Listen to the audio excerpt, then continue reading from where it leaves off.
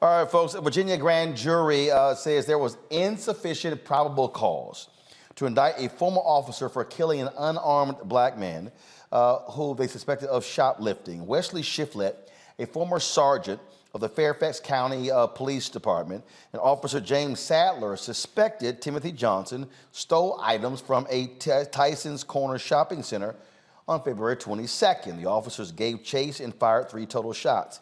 The investigation found Shifflett fired the fatal shot. The prosecution was not allowed to review what authorities presented before the grand jury, leaving some to speculate the police created a scenario to support that the officer followed use of force protocols when he fatally shot Timothy McCree Johnson. The Johnson family attorney says the blue wall needs to be dismantled, and Timothy's mother says the fight is not over. Disappointing, disheartening. I feel almost like I'm getting that 1 a.m. phone call all over again. However, we are not quitting. We are not allowing this to affect the continuation of what this is, justice for Timothy, and we'll keep going. And that's something that we have to break down, this blue wall of silence, that officers are held accountable, that they are not above the law because you are an officer or former officer. You still are accountable. Somebody killed Timothy Johnson, and somebody has to be held to atone for his murder. Now, Shifflet was terminated because he did not meet the expectations of the police department by violating the use of force policies, protocols, and procedures. This is a thing that, to me, I still don't understand. Okay, again, you suspect somebody of shoplifting, you chase them, and you shoot them over some shades? Really? As I keep saying, you can't come back from death. You can replace some damn shades. You can replace some shades. It's excessive use of force, and it's egregious. So someone died over some sunglasses. I'm gonna go back to this again because I worked in Congress. This is where the frustration is. There's no accountability for police officers, and it is the frustration for all of us, I think, is beyond reproach at this point. Something has to change. People, unfortunately, shoplift all the time. Do they deserve to die for shoplifting? No. And whether you did it or not, you don't deserve to die. And that's why we have a court system. The issue is on the other side with police officers, when they kill someone, we don't see that all the time in each case. And we need to pass legislation to hold officers accountable. We have to pass the Justice in Policing Act. Unfortunately, right now, we have a Republican-led House who could care less. We have a slim majority in the Senate that is, I think, a little skittish, but with some time, I think we could get there. We also have to address gun violence, right? Like this is all egregious and unfortunate.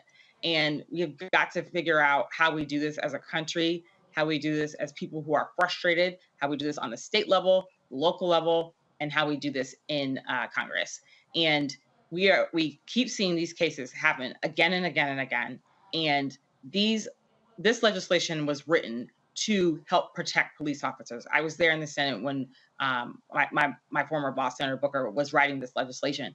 And this is a big reason why, because you're killing people over things like this that should never happen. So when I see this, I'm sorry, I get emotional. I get so frustrated because we all know there is no reason for this.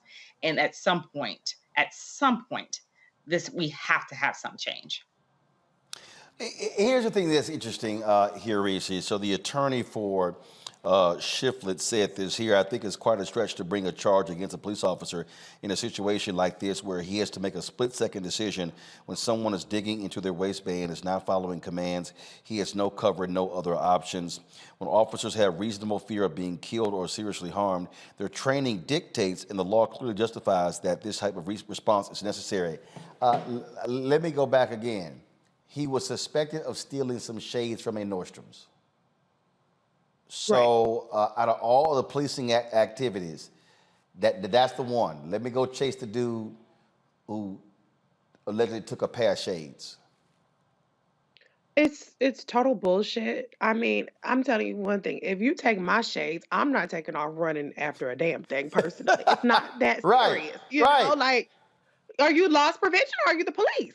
Like, which one is it? Like, and if he want to run, okay, sorry, bye. Nordstrom, y'all got some kind of write-off that you could do, tax write-off, inventory write-off. It's not the end of the world. Like, this was completely unnecessary and excessive, except for the fact that these cops were clearly, as Dr. Carr would say, hunting. They're hunting. This is how they're getting their mojo up. They're getting their juices going running after a black man who we don't even know if he even had the damn glasses. He's just been suspected. People suspect black people of doing shit they didn't do all the time because they're racist and they're racially profiling. But the body camera footage showed that he was on the ground. They shoot him and then they say, stop reaching. He said, I don't have nothing. I don't have nothing. And now he's dead. And these people are acting completely flabbergasted, like, well, why would you bring charges? What's the problem with that? The problem is that we should not in this country be executing people over stolen sunglasses or anything, any kind of material possession, point blank in the period. This was not a botched bank robbery. It was Nordstrom. Nordstrom is going to be okay. They're a multi-million or billion-dollar company. They will be okay. This man is not coming back from the grave after y'all overzealous actions. It's appalling. Greg, I'm watching this video. God, turn the audio up, please. And I'm just like trying to understand this. Going into the woods, through the woods. Get on the ground. Get on the ground. Stop reaching. Stop reaching. Shots fired. Shots fired. All right, now I want you to do this here. I want you to roll it back to the beginning of this video. And and the thing here, Greg, that's crazy. So when the video starts, so do this here. Roll the video. So the video starts, they're literally in the store. So I just want people to understand how far these folks went here. And again, the logic to me is unbelievable. So they're in the mall. Now we are running. Turn the audio up. Okay, no audio. So we in the mall, Greg. Now we are running through Nordstrom. You set off sensors, right? Yeah.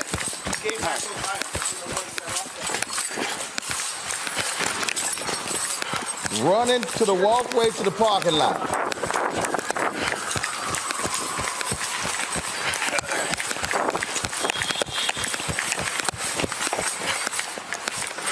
Running down the stairs. Now we see him. Now we running in the street. We are crossing the street. We got the radio. Urban 2 holding channel for us. Bloomingdale slot lot. Black male going towards 7 from Fashion. Running across another street. Crossing over, guys. Get on the ground. Get on the ground. Going into the woods. Through the woods. Get on the ground. Get on the ground. Stop reaching. Stop reaching. All right, come back. So, Greg, here's what's crazy.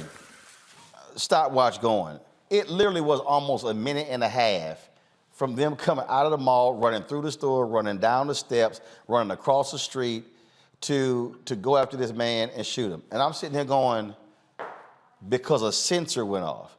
You see the guy. It's not like this dude is sitting here running with arms full of St. John suits or something like that. That literally is what you're doing over some shades. Yeah, well, I'd like to congratulate Sadler and Shifflett on their conditioning. Clearly, they work out a lot, probably in the basements of their houses before they retreat to their lonely lives in the dark, fantasizing about whatever they fantasize about when they're not fantasizing about killing black people. I'd like to congratulate them for their vigor and their consistency because they are indeed hunting, as Reese said. Even as more and more states in this godforsaken criminal enterprise called the United States of America continue to pass open carry laws, if they truly feared for their lives, they wouldn't have chased that man because you see, there would be, in fact, brains blown out all over this damn country when In fact, people realize since they're running after me, I might as well kill them.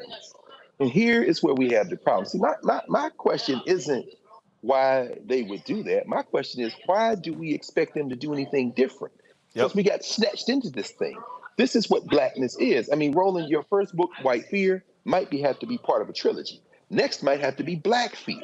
In other words, why are we scared of calling a spade a damn spade? And maybe the third might have to be fear. Why? Fear like the cowardly grand jury that let these hunters go. Fear like the Commonwealth attorney in this case, who said, I'm going to look at all options. Fear like the legislature. And I feel you. I feel you, Tamia. I mean, you know, you do the best you can on Capitol Hill. You do your best you can in the Virginia Commonwealth. And then you have laws and policies passed where these crackers can show up in a damn grand jury and say where the hell they want, and the prosecute ain't allowed there. So maybe part 3 of the book trilogy might have to be fear. We're scared. It's time to lose that fear. Because if you're chasing me and I got something, damn a waistband, I'm going to duck in the woods. And when you bring your weightlifting, probably spouse abusing, basement fantasy having ass out there in the woods, and plow! Now. Because I'd rather be judged by 12 than carried by 6. We'll see what happens next in this case of Timothy Johnson. All right, folks, back to our Roland Mark Unfiltered video in just one moment. When you talk about blackness and what happens in black culture, we're about covering these things that matter to us, speaking to our issues and concerns. This is a genuine people-powered movement. There's a lot of stuff that we're not getting. You get it, and you spread the word. We wish to plead our own cause, to long have others spoken for us. We cannot tell our own story if we can't pay for it. This is about covering us. Invest in black-owned media. Your dollars matter. We don't have to keep asking them to cover our stuff. So please support us in what we do, folks. We want to hit 2,000 people, $50 this month, raise $100,000. We're behind 100,000, so we want to hit that. Y'all money makes this possible. Check some money orders. Go to P.O. Box 57196, Washington, D.C. 20037-0196. The Cash App is $RM Unfiltered. PayPal is R Martin Unfiltered. Venmo is RM Unfiltered. Zelle is Roland at RolandSMartin.com.